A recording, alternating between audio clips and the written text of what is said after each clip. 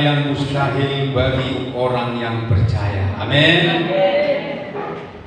Apa kabar Bapak Ibu? Semua baik-baik? Puji Tuhan. Terima kasih kepada Tuhan karena kita dipeliharanya sesuai dengan rencananya. Amin. Jadi hidup kita yang sekarang ini sesuai dengan rencana Tuhan bagi yang percaya. Haleluya. Mari Bapak Ibu tetap bersemangat, tetap bersukacita, dan tetap bersyukur.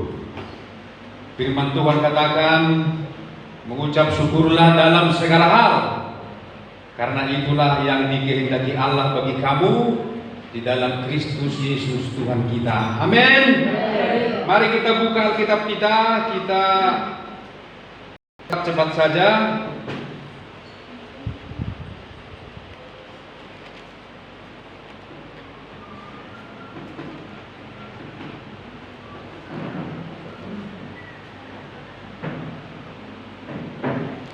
Dalam Kejadian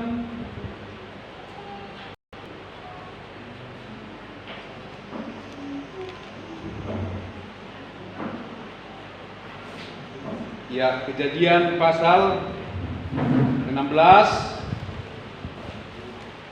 ayat 1 sampai 11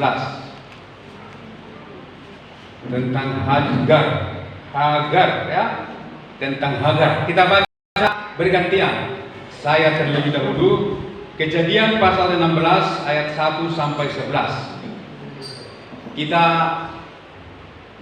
pelajari kisah ini menjadi sebuah pelajaran yang baik bagi kita semua.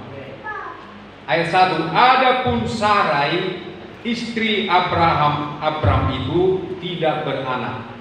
Ia mempunyai seorang hamba perempuan orang Mesir, Hagar namanya.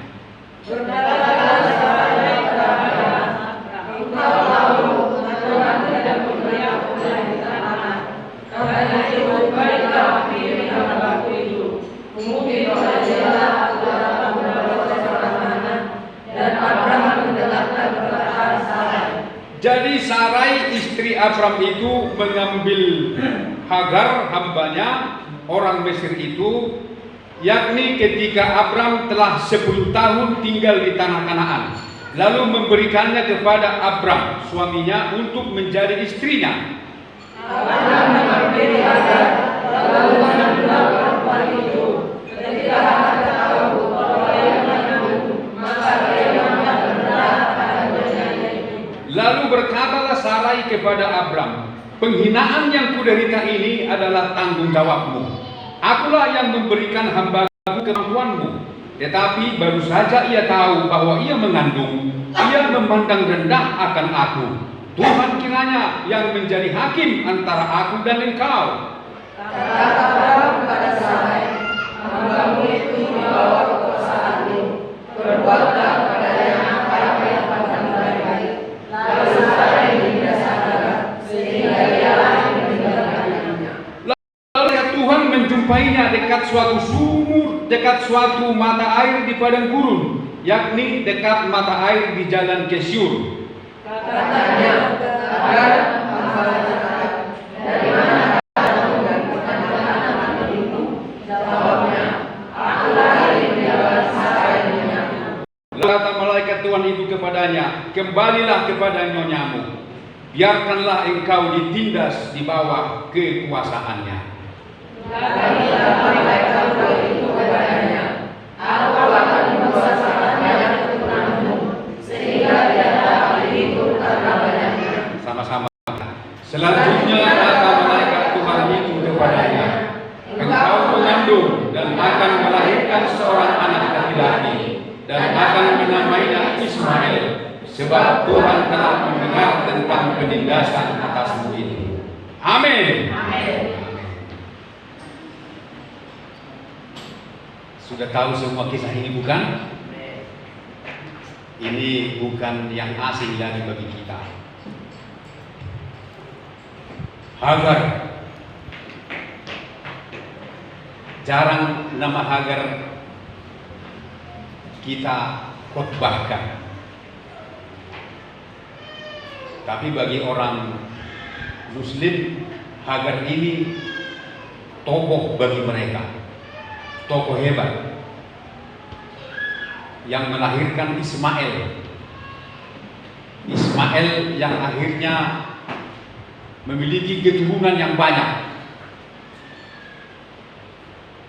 yang menjadi sebuah bangsa yang besar di Timur Tengah. Itulah orang-orang Nebaioth, Kedar, orang-orang Arab yang sebagian besar mereka beragama Muslim. Di sini kita melihat bahwa Hagar, dia itu sesungguhnya adalah seorang budak. Budak yang diberikan oleh Raja Firaun kepada Abram ataupun kepada Sarai. Pada waktu terjadi kelaparan di Kanaan, pergilah Abram dengan Sarai ke Mesir. Sebelum mereka memasuki pintu gerbang Mesir, Abram merasa bahwa keselamatannya terancam oleh karena Sarai istrinya sangat cantik. Dia berpikir, karena istriku ini cantik, mungkin Raja Firaun akan mengambil istriku dan membunuh aku. Maka mereka bersepakat, istriku, kalau nanti ada orang bertanya, apakah engkau istriku atau bukan, jawablah bahwa kau adalah adikku atau saudaraku. Ternyata benar, mereka masuk, lalu melihat Sarai itu cantik sekali. Lalu Firaun pun bertanya, dan Abram mengaku, Sarai pun mengaku bahwa mereka bukan suami istri. Oleh karena itu, mereka diterima di situ dan diberikan banyak pemberian-pemberian. Ya. Dan mereka mendapat banyak pemberian. Dalam ayat 16 Kejadian pasal 12, Kejadian pasal 12 ayat 15 atau ayat 16. Ayat 15 saya baca. Dan ketika punggawa-punggawa Firaun melihat Sarai, mereka memuji-mujinya di hadapan Firaun, sehingga perempuan itu dibawa ke istananya. Firaun menyambut Abram dengan baik-baik karena ia mengingini perempuan itu. Dan Abram mendapat kambing domba, lembu sapi, keledai jantan, budak laki-laki dan perempuan, keledai betina dan unta. Jadi disitulah Hagar diperoleh oleh Sarai. Jadi Hagar ini dijadikan Sarai budaknya atau pembantunya yang mengatur segala sesuatu keperluan nyonya besar. Nyonya besar katakan amin. Bah, tangan Ustaz nyonya besar. Biar kamu gagal nyonya besar. Tetapi karena Sarai tidak kunjung dapat melahirkan keturunan bagi Abram, maka Sarai berpikir mungkin Hagar hambaku akan dapat memberikan keturunan kepada tuanku. Maka ia pun memberikan Hagar kepada Abram. Karena walaupun Hagar yang melahirkan, karena dia adalah hamba, maka dia tidak punya hak atas anaknya itu. Anaknya itu tetap menjadi anak nyonya besarnya, yaitu Sarai. Dengan tidak berpikir panjang, Akhirnya Abram pun mau. Dan dia berkata, mau. Cepat-cepat dia katakan mau. Maka diambillah Hagar menjadi istrinya. Tetapi baru saja Hagar tahu bahwa ia sudah mengandung, dia langsung berubah. Dia memandang rendah Sarai. Dia memandang rendah Tuhannya. Sikapnya pun berubah. Maka hal itu memilukan hati Sarai. Dia menderita dibuatnya. Dia begitu dihinakan, padahal dialah nyonya atau tuan daripada Hagar. Maka marahlah Sarai kepada suaminya.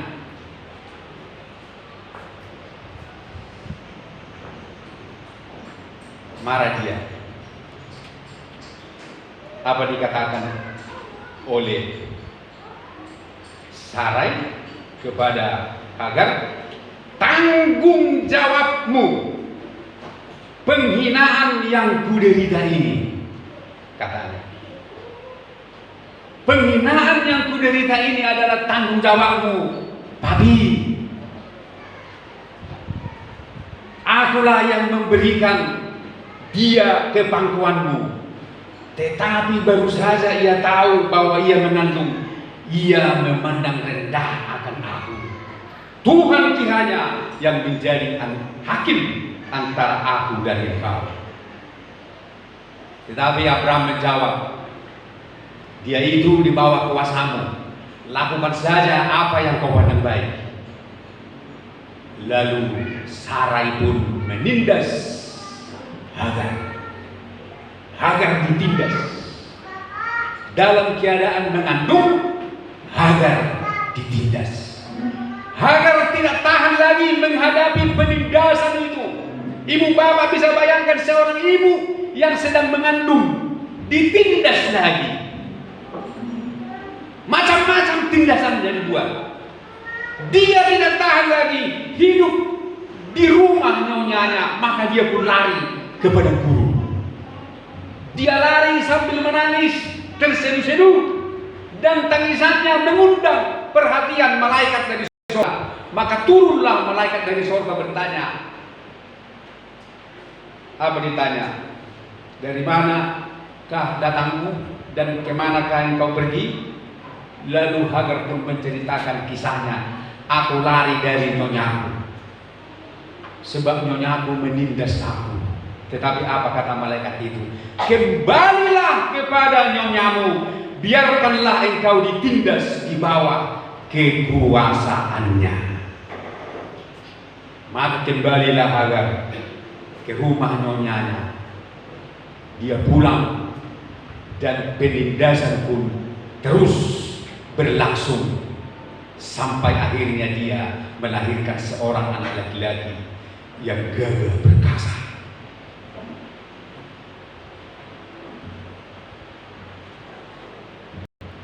Malaikat itu berkata, aku akan membuat sangat banyak keturunanmu sehingga tidak dapat dihitung karena banyaknya. Dan kamu akan melahirkan seorang anak laki-laki yang akan lakunya seperti keledai liar. Tangannya akan melawan tiap-tiap orang dan tiap-tiap orang akan melawan dia. Dan di tempat kediamannya ia akan menentang semua saudaranya. Dalam arti Bapak Ibu bahwa anak yang akan dilahirkannya itu nanti akan menjadi sebuah bangsa yang besar. Dan Hagar pun akan menjadi sebuah ibu dari sebuah bangsa atau negara yang besar. Masyhur namanya.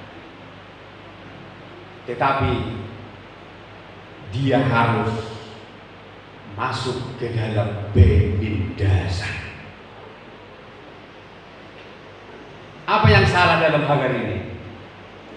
Yang salah dalam Hagar adalah dia berubah. Dia menjadi tinggi hati. Dia menjadi sombong. Padahal statusnya adalah seorang budak. Budak. Kalau di zaman sekarang, Tidak ada lagi budak. Kalaupun ada pekerja-pekerja di rumah tangga, sudah dikasih gaji, dikasih jaminan, dan ada hak-hak dan kewajibannya, dilindungi oleh hukum. Tetapi budak di zaman dahulu tidak ada harganya. Budak di zaman dahulu tidak ada pamrih, tidak ada bayaran untuk dia. Seumur hidupnya dia harus di situ. Tidak punya hak sama sekali, tidak punya harga diri seorang budak. Tetapi Hagar, dia berubah, dia sombong, dia tinggi hati, dia akhirnya memandang rendah tuannya, memandang rendah Sarai, padahal Sarai adalah istri Abraham. Abraham adalah orang yang dipanggil dan dipilih oleh Tuhan, yang Tuhan persiapkan menjadi sebuah bangsa yang besar, yaitu menurunkan bangsa Israel lewat Abraham dan keturunannya. Oleh karena perbuatannya inilah, maka Hagar akhirnya ditindas, dan Tuhan pun menyetujui penindasan itu demi masa depan yang Tuhan janjikan. Pelajaran apa yang kita petik dari sini, Bapak? Kita adalah bangsa kafir yang dulunya tidak dikehendaki oleh Tuhan. Hanya bangsa Israel lah bangsa pilihan Tuhan. Tetapi oleh karena bangsa Israel menolak Kristus, bahkan mereka menyalibkan Kristus, tidak mau percaya kepada Yesus, maka keselamatan itu pun akhirnya diberikan kepada kita, orang-orang kafir yang sama keadaan kita seperti Hagar, yang tidak punya harga diri, tidak punya arti di hadapan Tuhan. Hanya orang Israel lah pilihannya, anak sulungnya, bangsa yang dikasihinya, bukan kita. Kita sama seperti Hagar yang tidak bernilai. Kita hanya budak, hamba-hamba yang tak berguna, yang hanya tahu melakukan apa yang diperintahkan Tuhan kepada kita. Jadi begitulah posisi kita sebelum di dalam Kristus. Tetapi untuk mengundang kecemburuan bangsa Israel, maka keselamatan itu pun disediakan kepada bangsa-bangsa lain, supaya orang Israel cemburu. Puji Tuhanlah, mereka sudah cemburu, sehingga mereka sudah banyak menjadi murid Yesus, walaupun masih banyak yang belum mau menerima Yesus. Itulah kita yang diangkat derajat hidup kita, dijadikan anaknya, dijadikan umatnya, dijadikan menjadi pemuji dan penyembahnya, dijadikan menjadi pelayan-pelayannya, dijadikan menjadi anak-anak yang dipelihara dan diberkati. Tapi ketika kita diberkati Tuhan, ketika diangkat oleh Tuhan, sering kita berubah. Kita menjadi sombong, kita menjadi tinggi hati terhadap Tuhan. Kita memandang rendah Tuhan. Kita memandang rendah ibadah.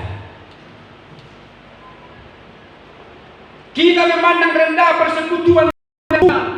Kita memandang rendah segala sesuatu yang berkaitan dengan Tuhan. Kita bangga dengan apa yang kita sudah terima.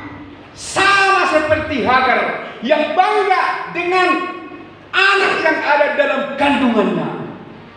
Dia menjadi sombong. Dia tidak peduli lagi dengan Hagar, tuannya, dengan Sarah, tuannya. Inilah orang-orang Kristen yang berubah setelah diberkati Tuhan. Tapi di sini tidak ada begitu ya.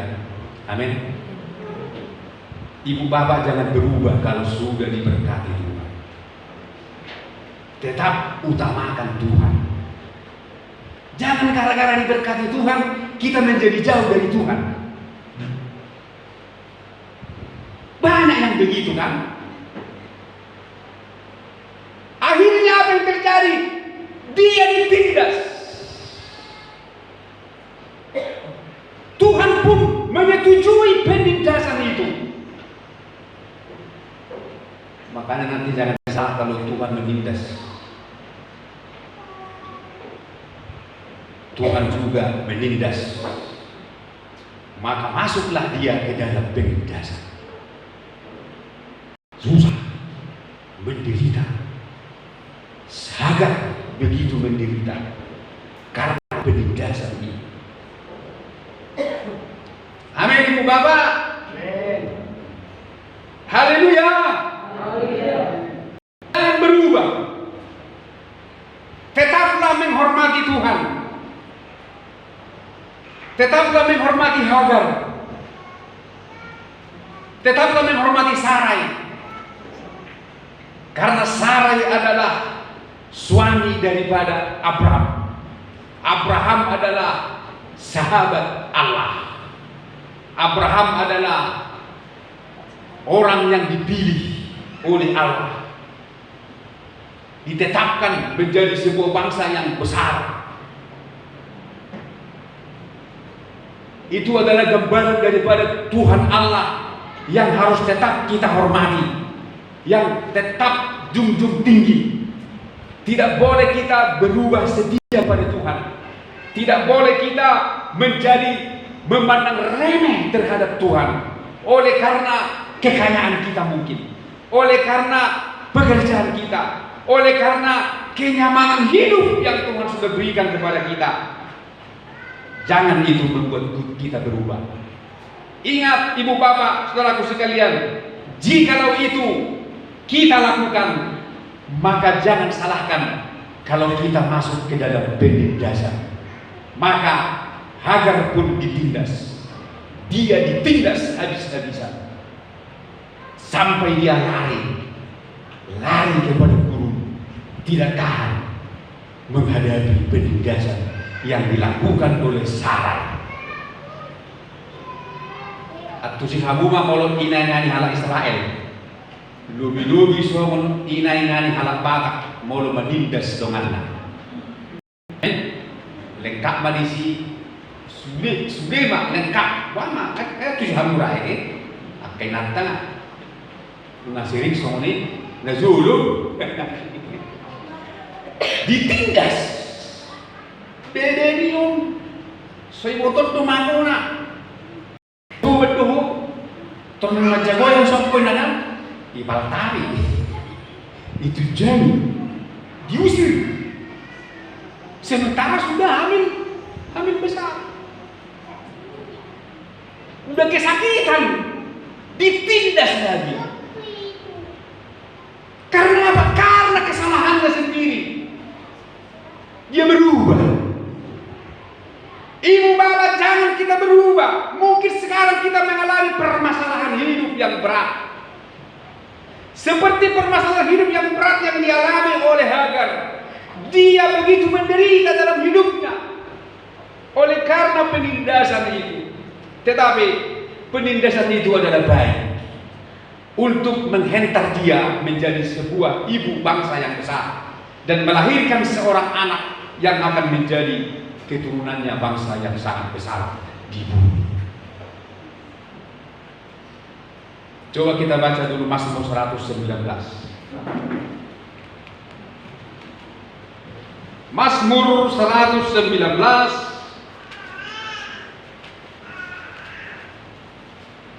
ayat 71. Mazmur 119 ayat 71. Bahwa aku tertindas itu baik bagiku, supaya aku belajar ketetapanmu. Amin. Baik.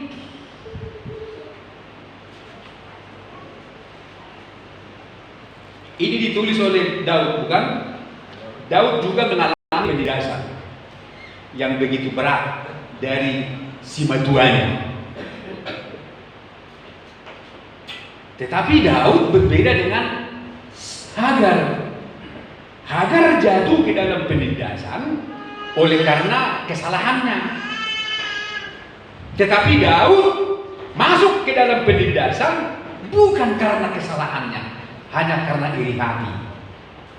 Hanya karena dia lebih dipakai oleh Tuhan, maka Saul menindas dia. Jadi di dalam kekristenan ini ada dua penyebab permasalahan. Mengapa kita masuk ke dalam penindasan? Ke dalam masalah yang sepertinya menindas kita. Ada dua hal penyebabnya. Yang pertama, mungkin kita seperti Hagar yang berubah setia kepada Tuhan. Yang kedua, mungkin kita seperti Daud yang tidak punya kesalahan tapi murni dari Tuhan untuk mengangkat dia menjadi seorang raja yang hebat. Mudah-mudahan kita ada dalam poin yang kedua. Amin. Seperti Daud. Bukan karena kesalahannya dia ditindas. Tetapi kalau kita seperti Hagar, oleh karena perubahan yang terjadi dalam diri kita, maka kita masuk ke dalam penindasan, kita harus bertobat. Nah, di sini dikatakan bahwa tertindas itu baik bagiku supaya aku belajar ketetapan. Jadi apa tujuan Tuhan untuk membawa kita masuk ke dalam penindasan? Supaya kita mau belajar mendengarkan firman Tuhan. Amin.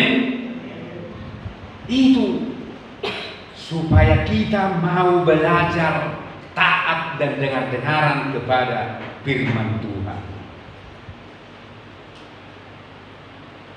Maka Tuhan mengizinkan kita ditindas supaya kita mendengarkan firman, supaya kita mau mendengar. Karena dalam ayat 67, Mazmur 119 ayat 67, sebelum aku tertindas, aku menyimpang, tetapi sekarang aku berpegang pada janji-Mu. Sebelum aku tertindas, aku menyimpang, tetapi sesudah tertindas, berpegang kepada janji-janji Tuhan.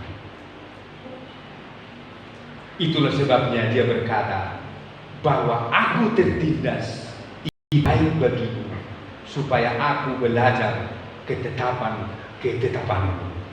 Sehingga dia berkata, Taurat yang kau sampaikan adalah baik bagiku, lebih daripada ribuan keping emas dan perak. Jadi Daud ini masuk ke dalam penindasan supaya dia menghargai firman Tuhan. Dan dia menganggap firman Tuhan itu lebih daripada ribuan keping emas dan perak. Luar biasa itu Bapak.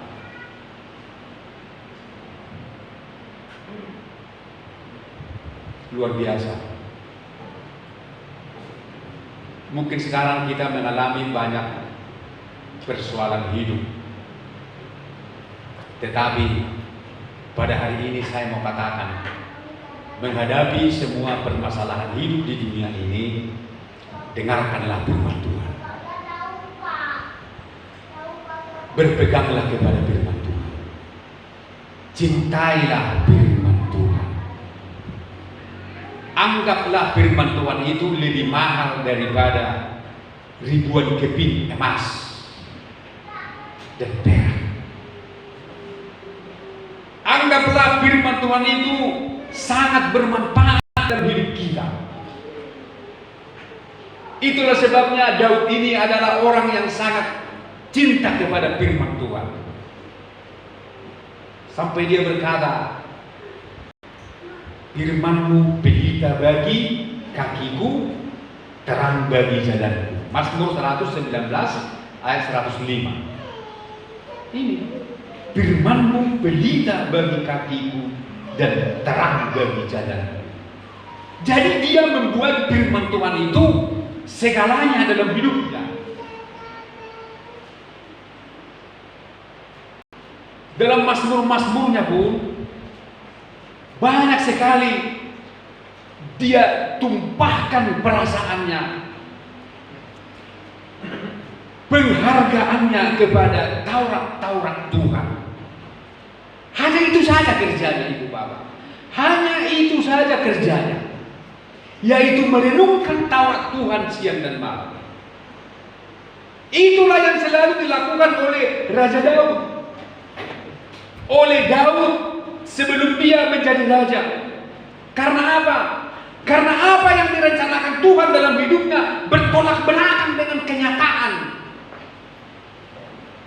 Dia dilantik jadi raja, diurapi jadi raja, tapi nyatanya dia menjadi buronan, dikejar-kejar selama 10 tahun lebih. Bersama keluarganya, bersama istri dan anak-anaknya, dia harus menembara di padang gurun, tidur di hutan, tidur di gua-gua yang gelap. Padahal dia diurapi oleh Samuel dengan minyak yang dari tanduk Samuel. Tanduk yang dimiliki Samuel mengurapi raja-raja telah tertumpah ke atas kepada Daud. Tetapi berbeda kenyataannya. Hidupnya susah, tertindas.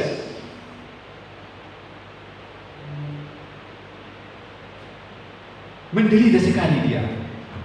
Tapi murni bukan karena kesalahannya. Itu murni adalah rencana Tuhan bagi dia untuk mengangkat dan menjadikan dia menjadi seorang raja yang sangat luar biasa. Haleluya. Haleluya. Tuhan menyediakan yang luar biasa bagi kita. Yang percaya katakan amin. Amin. Kita harus percaya itu. Dia menyediakan surga mulia bagi kita. Itu yang pertama. Haleluya. Itu yang pertama. Mungkin ibu bapak tidak senang kalau saya tunjukkan surga sama kalian, bukan? Karena mungkin apa puji mas surga pendida akapar hebemonon majo inaro kamu kan? Memang begitu sekarang banyak gereja. Kalau gereja hanya mengajarkan surga, mengajarkan salib, nggak laku. Tapi kalau yang mengajarkan berkat, kelimpahan, rumah mewah, mobil, kekayaan dan lain sebagainya, ketenaran, itu yang laku sekarang. Tapi saya tidak akan beranjak dari kebenaran. Surga adalah tujuan yang utama. Haleluya. Yang lainnya menyusul. Itu gampang bagi Tuhan. Bukankah Roma 8 ayat 32 berkata apa katanya? Ayat ini Roma 8 ayat 32, ia yang tidak menyayangkan anaknya sendiri tetapi yang menyerahkannya bagi kita, bagaimanakah mungkin ia tidak mengaruniakan segala sesuatu kepada kita bersama-sama dengan anaknya itu? Amin. Anaknya saja diberikan supaya kita masuk surga, apalagi akauden. Bagaimana mungkin Tuhan tidak memberikan yang lain? Anaknya saja diberikan. Apalah yang itu ibu bapak ya? Apa ucapkan tiap hari. Jadi di saat kita tertindas, apa yang kita lakukan ibu bapak? Bahwa kita harus mendengarkan firman Tuhan.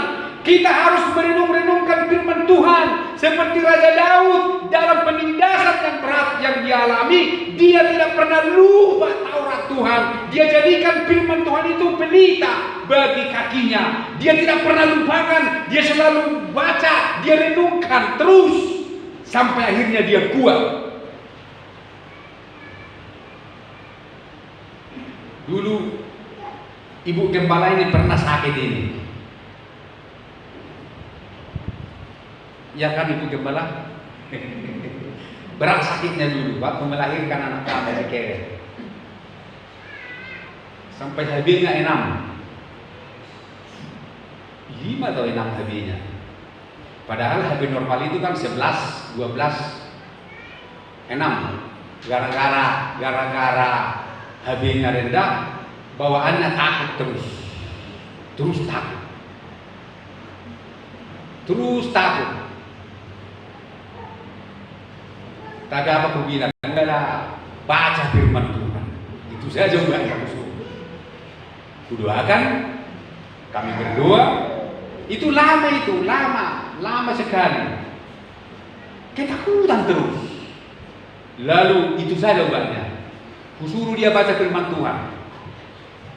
Dibacalah terus firman Tuhan kan. Memang dulu rajin dia baca firman Tuhan, tapi bertambah rajin. Orang tuh naruh hamu, berarti di jembatan nanti itu masalah dengan kita di hamu, dambat. Rajin tuh mana macam kita bawa sopungnya hamu dah. Dan hamar gak emang rajin. Makanya orang di mana? Di mana orang gue? Rajin dia baca terus sampai silsilah. Saya lihat bukunya kan, silsilah Yesus Kristus. Ada buta dan ingat ada Yesus. Dia catati semua. Baca terus, itu saja obatnya. Dan ya sekarang berdoa sampai berbahasa roh. Dibawa ke gereja, di gereja disuruh dia berdoa syafaat, disuruh bapak rohani berdoa syafaat, berbahasa roh dia. Dalam doa itu kan biasanya malu-malu dia bahasa roh, malu dia bahasa roh. Di khalayak ramai, kalau pribadi dia suka, tapi kalau yang rame-rame dia nggak mau. Tapi waktu itu aku dengar, saya kan ngantar ibu-ibu berdoa, berbahasa roh terus. Baru dia keluar. Dan ada lagi bere saya dari Papua bere saya, polisi. Sudah, ayo udah kan? Bribtu kah yang apa namanya yang sudah di pundak itu, setelah perwira dia baru melahirkan anaknya. Setelah melahirkan anaknya, dia terus mengalami ketakutan. Di telepon saya, tulang, doakan aku tulang, aku lagi ketakutan ini tulang. Kenapa kau takut kali aku tulang? Gara-gara apa? Enggak tahu, pokoknya takut kali lah tulang setelah lahir cucumu ini katanya. Jadi apa mau aku bilang, tolong berdoa di telepon ini katanya. Jam 2 pagi. Betul, udah tempelkan telepon di handphone. Kita berdoa, lah kami terus. 2 hari lagi, telepon lagi, tulang, ayo berdoa lagi, masih takut aku katanya. Tapi sudah berkurang, 2 lagi tulang, ayo tempelkan di telinga handphone. Berdoa terus. Cuma 1 minggu dia minta doa. Setelah itu sudah kuat. Saya lihat di Facebook sudah mulai selfie, berarti sehat pikir kan. Sudah gaya-gaya di restoran di sana-sana. Ya sudah sehat. Saya cari dia. Nah tulangmu pun dulu begitu. Tapi apa resepnya? Dia baca firman, berdoa, dan kasih gizi makanan. Jadi ketakutan itu menindas. Ketakutan itu menindas dia, menindas mereka. Takut terus. Tetapi lihatlah di sini, Daud katakan bahwa aku tertindas itu baik bagiku, supaya aku belajar ketetapanku. Ketetapan itu adalah firman Tuhan. Amin.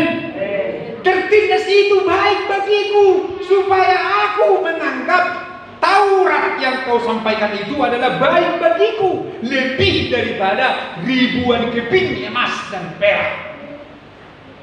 Supaya kita menghargai firman, supaya kita mau mendengar firman. Karena alasannya apa ibu bapak? Alasannya apa? Mari saya baca. Saya bawa ibu bapak kepada Amsal pasal 28. Ini alasannya ya. Ini alasannya. Amsal 28 ayat 9. Kenapa penindasan menghentak kita supaya kita mau mendengarkan firman? Alasannya adalah Amsal 28 ayat 9. Siapa memalingkan telinganya untuk tidak mendengarkan hukum, juga doanya adalah kekejian. Apa artinya ini? Barang siapa yang tidak mau mendengarkan firman, memalingkan telinganya, tidak respon dengan firman, yaitu hukum-hukum Allah, maka doanya bagi Tuhan adalah kejijikan.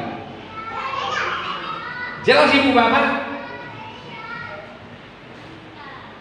Jelas? Enak so jelas dong. Jelas kan? Banyak orang suka bernyanyi, suka puji-pujian, suka main musik, suka melayani, suka ini, suka itu, tapi tidak suka mendengar khotbah. Disitulah kekurangan. Maka doanya menjadi kekejian. Harus sukanya semua kita Ibu Bapak. Amin. Jelas di sini, barang siapa memalingkan telinganya untuk tidak mau mendengarkan hukum, doanya menjadi kekejian. Maka supaya kita mencintai hukum, maka kita dibawa masuk ke dalam sebuah penindasan, supaya kita mencari dan meneliti hukum. Karena Ibu Gembala ini, maaf ya, permisi dulu ya, sayang nanti kau marah saya. Karena kadang kalau saya khotbah, kau tadi khotbah, kata. Sorry lah, itu kan apa aja itu? Saya bilang begini, permisi dulu apa ya? Kan manusia kan ada kelemahan, ya kan? Ada kadang lemah, tidak selalu bisa di hadirat Tuhan membaca firman. Soalnya dalam moro lu begini baca kisipal teki marsahit tuh dulu ihol podo bibeli nih kan? Soalnya hari nggak moro nih, ayo nih ya. Ya memang manusia kalau sudah mulai longgar jadi lupa Tuhan. Artinya porsinya berkurang. Waktu begitu berat-beratnya persoalan itu, porsinya sama Tuhan itu, sama firman-Nya. Tapi ketika sudah mulai longgar, mulai berkurang. Itu tidak mengapa. Tuhan kasih izin, tapi jangan terus menyala. Mazmur 112. Saya bawa, kita baca firman. Ada firman jalan keluar. Kalau aku kasih-kasihan lain nanti gak bisa jalan keluar. Firman berkuasa. Biarlah firman menolong kita semua. Mazmur 119, Mazmur 112 ayat 1 dan 2. Haleluya!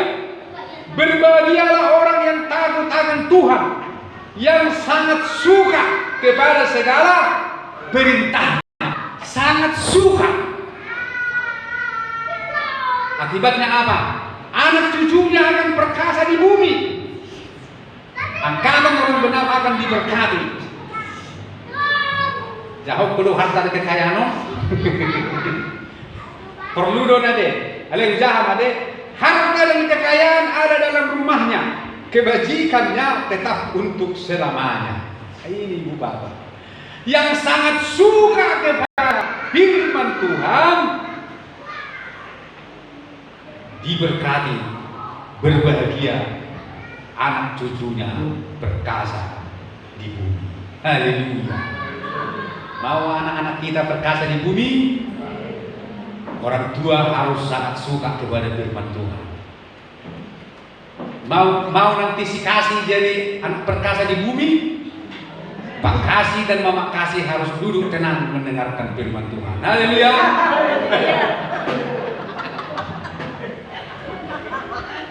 Sehingga dua-duanya tidak kekejian Tuhan. Haleluya. Jelas di sini Bu Bapak. Kerja sudah ya. Buruk kuriman bulog. Enakku. Jadi Ibu Bapak saudaraku sekalian, barang siapa tidak mau atau memalingkan telinganya, tidak mau mendengar hukum, tidak mau mendengarkan firman Tuhan, kami yang lain, kekejian bagiku, kata Tuhan. Tetapi siapa yang mau mendengar aku dalam Amsal 1 ayat 30, tetapi siapa mendengarkan aku, ia akan tinggal dengan aman, terlindung daripada ayat 31, kedahsyatan malapetaka. Amsal 1 ayat 31.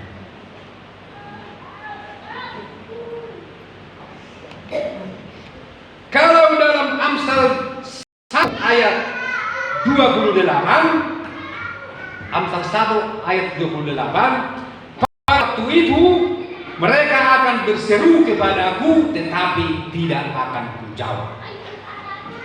Jelas kan? Mereka bertekun mencari aku tetapi tidak akan menemukan aku. Oleh karena apa? Ayat 29 mengatakan, oleh karena mereka benci kepada pengetahuan. Pengetahuan itu adalah firman. Oleh karena mereka benci kepada pengetahuan dan tidak memiliki takut akan Tuhan.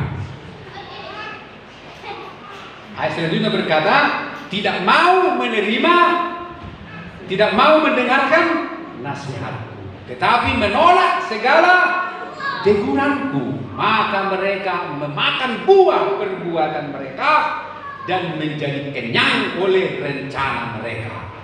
Ayat 31 berkata, tetapi siapa mendengarkan aku, ia akan tinggal dengan aman, terlindung daripada kedahsyatan malapetaka. Mendengarkan firman Tuhan. Jadi penindasan yang kita alami sekarang untuk membawa kita mau mendengarkan firman Tuhan. Mari kita bangkit berdiri, kita akan nyanyi. Sering ku tak mengerti jalan-jalan Tuhan, bagai di belantara yang gelap.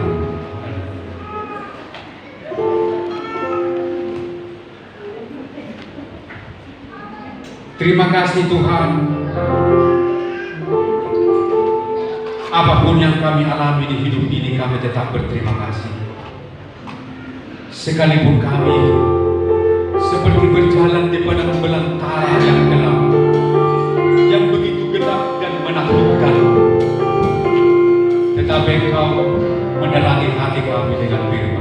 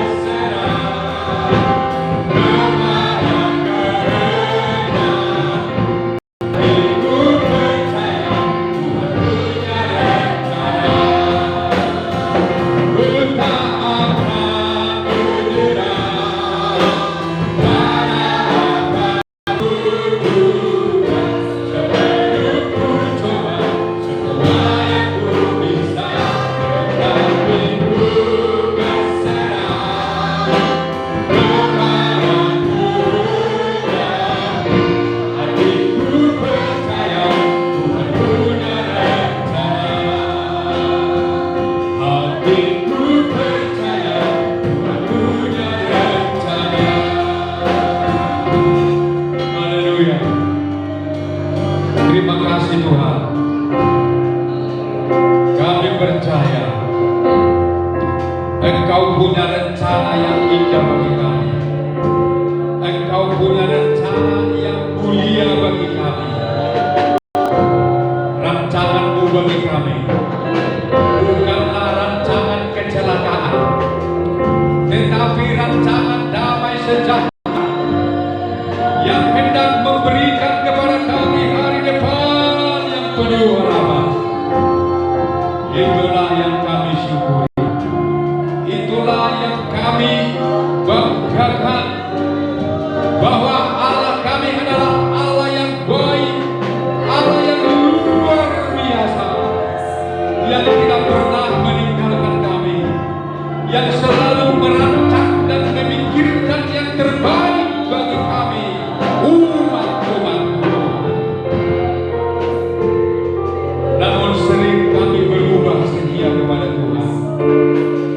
Kami berubah ya Tuhan, oleh karena keadaan, oleh karena berkat-berkat yang Kau berikan. Sering kami menjadi lupa Tuhan, bahkan meninggalkan Tuhan. Itulah yang memaksa kami terpaksa masuk ke dalam penindasan-penindasan, karena Engkau sayang dan cinta kepada kami, supaya kami bertobat dan akhirnya menerima janji-Mu, di mana Tuhan berjanji akan menjadikan kami umat yang diberkati, bangsa yang diberkati, bangsa yang besar, umat memuji dan penyembah-Mu Tuhan. Terima kasih Tuhan. Ampuni segala kesalahan dan kekurangan kami.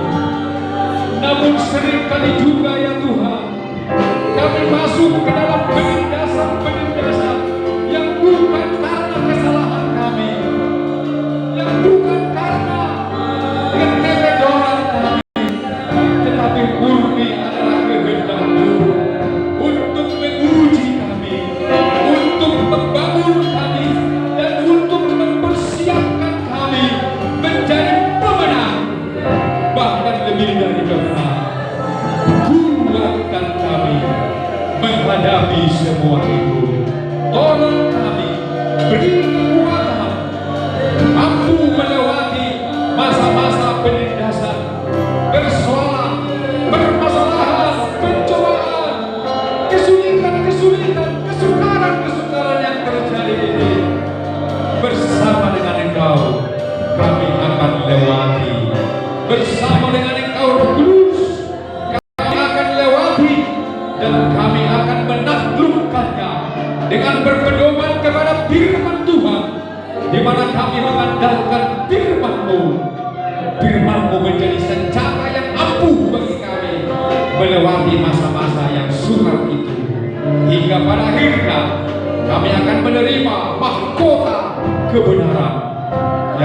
sediakan bagi kami, dan berkat-berkat yang baik yang Kau sediakan bagi kami di dalam dunia ini juga. Terima kasih buat firman Tuhan. Tolong kami sanggup melakukannya di dalam hidup kami. Inilah doa kami ya Bapa, dalam nama Tuhan Yesus Kristus kami persembahkan. Haleluya, haleluya, amin. Mari Bapak Ibu kembali angkat lagu, kita bawa persembahan kita untuk kas gereja dan kas sosial kita menyanyi. Ayo kita kerja, bukan saja untuk makanan yang dapat binasa.